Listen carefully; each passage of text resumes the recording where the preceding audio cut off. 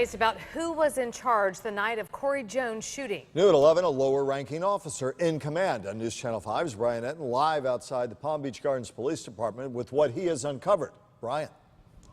Michael, almost all of the police agencies in Palm Beach County have either a lieutenant or a captain in charge on their night shift. Police experts I spoke to say that is the norm and that is essential.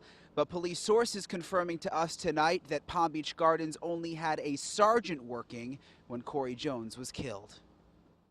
When the sun goes down, the police work doesn't stop. It can be even more challenging after dark, which is why who is in charge at night is so important. Do you know who was in charge, whether it was a sergeant? I do not. The Gardens mayor doesn't know, and the city spokeswoman also isn't answering the question.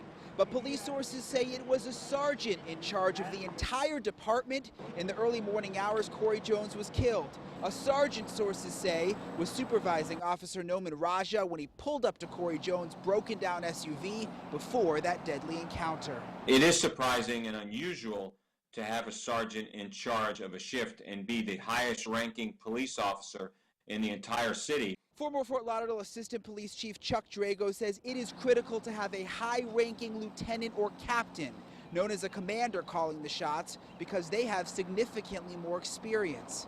It should never be the way it's set up. It should never be where the sergeant is the shift commander all the time. We checked with larger police departments in Palm Beach County. Riviera Beach, Boynton, Delray, Boca, and West Palm all have lieutenants, captains, and majors in charge at night.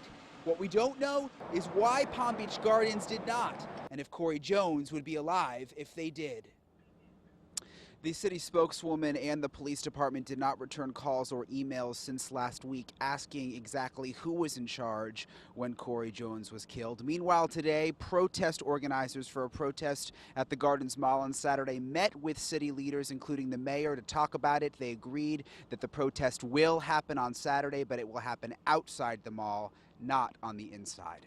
Live in Palm Beach Gardens, Brian Enton, WPTV News Channel 5.